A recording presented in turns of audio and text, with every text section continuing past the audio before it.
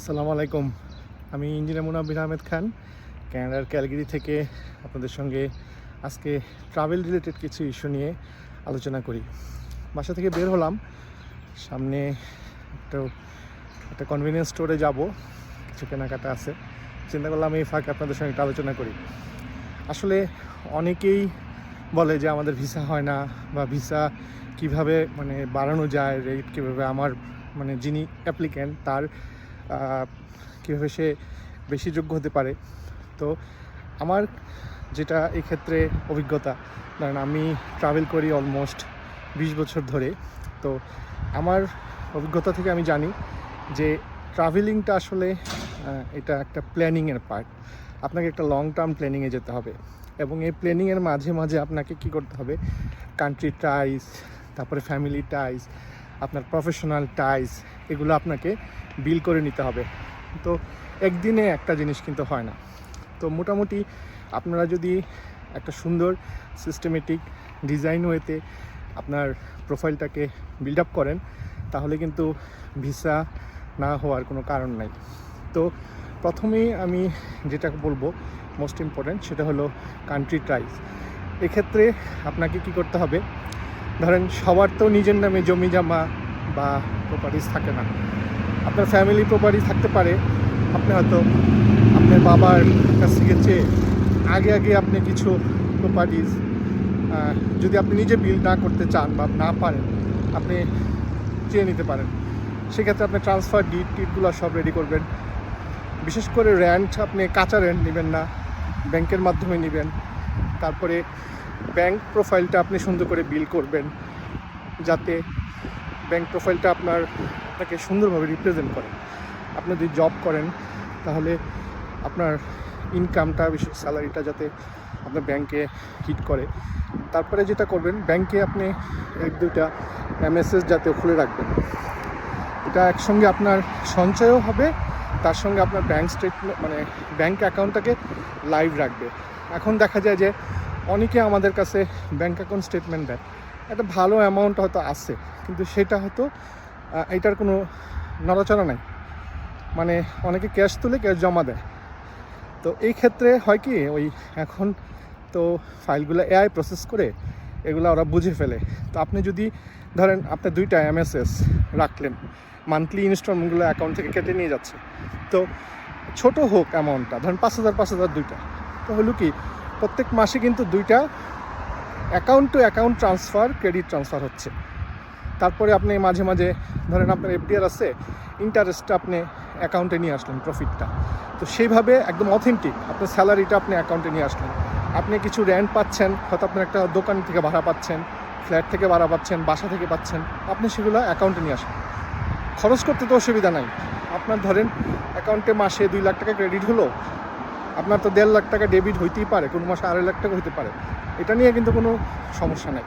তো এই বিষয়গুলো আসলে খেয়াল রাখতে হয়। তারপরে ধরেন এই যে আপনার ট্রাভেল হিস্ট্রিটা, এটা অনেকেই যখন খেয়াল হয় যে আমার ভিসা লাগবে ফার্স্ট ওয়ার্ল্ডের, তখন তাড়াহুড়া করে বিল্ড আপ করা শুরু করে। এটা এইভাবে না, এটা আপনাকে বছরে 1-2টা ফরেন ট্রাভেল এবং কাছের কান্ট্রি দিয়ে শুরু করতে হবে। এখন আপনার ইন্ডিয়া আছে, ইন্ডিয়া দিয়ে শুরু করতে পারেন। ইন্ডিয়া আমাদের ধরেন এখন কাশ্মীর ট্যুর আছে, হিমাচলের ট্যুর আছে, আপনি কাশ্মীর ট্যুর নিতে পারেন আমাদের। তারপরে আপনার যদি আল্লাহ তৌফিক দেয়, আপনি যদি নিয়ত করেন, আপনি উমরা করতে পারেন। আমাদের উমরা প্লাস ইজিপ্টের খুব ভালো একটা ট্যুর প্যাকেজ আছে, আপনি এই ট্যুরটা নিতে পারেন। তাহলে হবে কি, একই সঙ্গে আপনার উমরাটাও হয়ে গেল, এবং আপনি ইজিপ্টের মতো একটা কান্ট্রি ঘুরলেন। এখন কিন্তু ইজিপ্টের ভিসা আসলে পাওয়া যায় চাইলে। উমরা ভিসার সঙ্গে আপনি নিলে, আপনি সাউদিয়া অথবা ইজিপ্ট এয়ারের টিকিট নিলেন, আপনি প্রথমে উমরা করলেন, তারপর আপনি ইজিপ্টে গেলেন, অথবা আপনি ইজিপ্টে ঘুরে এসে আপনি উমরাটা শেষ করে ঢাকা ব্যাক করলেন। তো এরকম 1-2টা ট্যুর বছরে, এমন না যে 1 বছরে 5টা ট্যুর। 5 বছরের ট্রাভেল হিস্ট্রিতে শুধু 1 বছরই 5টা ট্যুর, আর কিছু নাই। নট লাইক দ্যাট, এভাবে কিন্তু হয় না, এই জন্যই ভিসা রিজেক্ট হয়। তো এইরকম খুঁটিনাটি বিষয় দিয়ে আপনাকে সাজাতে হবে। তারপরে ধরেন এখন আমরা নিউজিল্যান্ডের ভিসা করি, অস্ট্রেলিয়া নিউজিল্যান্ডের একটা সুন্দর ট্রিপ আপনি নিতে পারেন, এবং নিউজিল্যান্ড কিন্তু দেখার মতো একটা কান্ট্রি। আমি সাজেস্ট করব, যদি আপনার প্রোফাইল রিচ হয়, অবশ্যই অস্ট্রেলিয়া নিউজিল্যান্ডের জন্য ট্রাই করবেন। তারপরে কানাডা তো আছেই, আমরা কানাডা স্পেশালিস্ট, কানাডা থেকে আপনার সঙ্গে ব্লগ করতেছি। অবশ্যই কানাডার ভিজিট ভিসার ক্ষেত্রে আপনাকে যেটা মনে রাখতে হবে যে আপনাকে এতক্ষণ যে কথাগুলো বললাম আর কি, যে আপনাকে খুব মানে ধীরে সুস্থে সময় নিয়ে প্রোফাইল বিল্ড করতে হবে। তাড়াহুড়া করে একটা কিছু করে ফেললাম, এটা কিন্তু হবে না ভাইজান। তো এইভাবে যদি আপনি একটা ওয়েল ব্যালেন্স প্রোফাইল রেডি করেন, ভিসা না হওয়ার কিছু নাই। তার সঙ্গে আপনি আয়ারল্যান্ড ইউকে নিতে পারেন। ইউকে ভিসা ইনশাল্লাহ আমাদের হচ্ছে, এই বছর আমাদের অনেকগুলো ইউকে ভিসা হয়েছে। তো আয়ারল্যান্ড ইউকে যদি আপনি একসঙ্গে একটা প্যাকেজ করেন, আমরা আয়ারল্যান্ড ইউকে করি, তো আশা করি যে আপনার জন্য একটা ওয়েল ডিসিশন হবে। তো আমি আজকে এটা সাম আপ করি, ব্লগটা বড় হয়ে যাচ্ছে। আপনি প্রথমেই চিন্তা করেন ইন্ডিয়া, বাড়ির কাছে। ইন্ডিয়াতে আপনি কাশ্মীর ট্যুর প্যাকেজ নেন ইকো ট্রিপার্সের সঙ্গে, দেন উমরা প্লাস ইজিপ্ট। আর যদি সেনজেন কান্ট্রি চিন্তা করেন, তাহলে তো সেনজেনের সঙ্গে 27টা কান্ট্রির সঙ্গে তো আপনি খুব সহজে আপনার টার্কি ভিসা পাবেন। টার্কির সঙ্গে সেনজেনের 1-2টা কান্ট্রি মিলে যদি একটা ট্যুর প্যাকেজ করেন, ইটস গ্রেট। আর হলো ইউকে, আয়ারল্যান্ড, সবচেয়ে লাস্টে বলবো কানাডা। ভাই কঠিন তো হবেই, কঠিনটাকে জয় করাটাই তো আসল বিষয়, ঠিক না? তো এক্ষেত্রে আমরা বনানী ভিত্তিক আমাদের ফার্ম ইকো ট্রিপার্স, আমরা অলমোস্ট 6 বছর ধরে আপনাদের সঙ্গে ভিসা প্রসেসের কাজ করি এবং ট্রাভেল রিলেটেড সব কাজ করি। আপনার টিকিট বুকিং, তারপরে ভিসা প্রসেসিং সহ ট্রাভেল রিলেটেড যা যা আছে, হোটেল বুকিং সব।